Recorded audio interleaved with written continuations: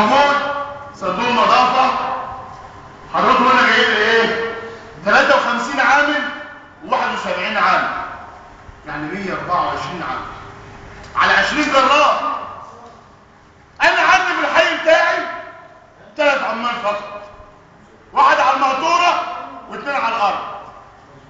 في 20 جرار يبقى 60 عامل، يبقى ناقص عندي 64 عامل و20 سواق و20 سواق 84 عامل. بالسواقين الباقي فين؟ ما بيخلصوش ولا حد بيخلص. 2 بيشيلوا بالمواطن والشوارع كلها جايه. الوقت الكهرباء بتجيب من عندي قوي 2 جنيه النظافه. ايه فين الخدمه بقى؟ طالما انا وعندي كمان حاجه واحده، الجمعه والسبت من بعد المحافظ ما نزل قرار بوقف الرحاب ما عنديش عمال. العربات بتاعت النظافه بتعدي من الحي جمعه وسبت في الاحياء كلها في السنبلاويه. يبقى النظافه تقعد عندي 3 ايام في الحي، الزباله في الحي لمصلحه مين؟ وما انت بتاخد مني 2 جنيه ليه؟ امال انت مطلع المبالغ دي كلها ايه؟ اجور عمال وخدمه وتحسين وبدل وجبات. لصالح مين؟ لصالح هدوء المكاتب؟ ولا صالح عمال السارحين؟ ولا صالح العمال النوادر اللي بتطلع بعد الظهر؟ ما تفهمونش. طلع هنا بنزين وهنا جاز. انا عندي 20 مقطوره ب 60 عام ب 20 سواق 84. طيب انا عندي 124 عام. فين ال 24؟ فين ال 40 باقيين؟ انا عاوز اعرف. موجودين في المكاتب؟ طب ياخدوا بدل الوجبه ليه؟ موجودين في المكاتب ياخدوا بدل الوجبه. هم في الرعايه الصحيه سارحين لمصلحه مين؟ انا عاوز اعرف. دلوقتي مفيش خدمه والمحافظ ادى قرار ب 2 جنيه، 10 جنيه على المحلات، 15 جنيه على الورش، 25 جنيه على الورش الكبير. انا عاوز اعرف الفلوس دي كلها راحت للمحافظ، ايه وجه الاستفاده اللي بتحصل منه في المدينه؟ ماليش دعوه بالكوره على دماغنا، هم عندهم انشاء جاهز في كل بلد، تحسين بقى عندهم. دلوقتي ايه وجه الاستفاده في المدينه؟ تعال انزل الاحياء كلها بالكامل.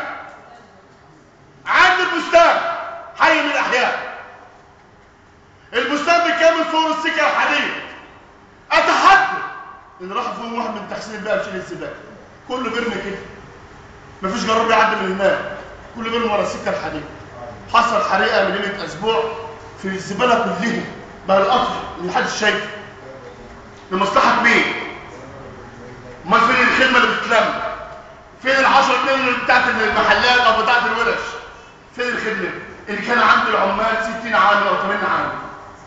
امال احنا عينا ليه؟ امال هو لم 2 جنيه من كل بيت ليه؟ او 10 جنيه من المحلات ليه؟ عشان تعين عمال. ايوه العامل كان بياخد 150 الاول، بقى 300 جنيه على دماغي، ياخد 500 جنيه على دماغي. عين طالما بتخصم مني ومنك، عين عمال لمصلحتنا احنا. نظافه حينا، نظافه السبلاويه، يعني القنطره تنظفه والاحياء كلها زباله. حي البستان بالكامل ما نزلش منه مقطوره واحده، حي بالكامل. فينا بقى هنا احياء يا جماعه؟ يوم ويوم ماشي، و3 ايام جمعه وسبت ما عديش يوم الحد بنلم زباله الحد، يعني 3 ايام زباله في الشوارع. فين العامل اللي كان بيخلص زمان؟ ولا عامل بيخلص. انا اتكلم له معلش اعمل ما عنديش عمال، ده العمال النهارده صارت تحسين البيئه وراحت تضم الرز، ده العمال مش عارف راحت فين. طب انا ذنبي ايه؟ ما عينتش ليه؟ ولا انت معاك فلوس؟ عين. ماشي لو سمحتم، انا بدور يا جماعه المدينه زباله، السبلون زباله. لمصلحه مين؟ لمصلحه مين؟ لمصلحه تعمل فلوس؟ لمصلحه المسائل دي كلها بايظه كلها؟ لمصلحه مين؟ انا عاوز اعرف ايه الحل؟ الزباله في الشوارع. معلش يا ريس، قدام ايدينا تضيف قدام تعالي، اقسم بالله العظيم الزباله بتقعد ب3 ايام ما رضاش اتكلم. ده الخدم بتاعنا هيسيبنا ولا اعمل ايه؟ ما عنديش عمال، عندي 3 عمال في الشارع، واحد فوق على المقطوره و2 على الارض. هو غلبان اعمل لهم ايه؟ قال له يا عم يا باشا وشكرا.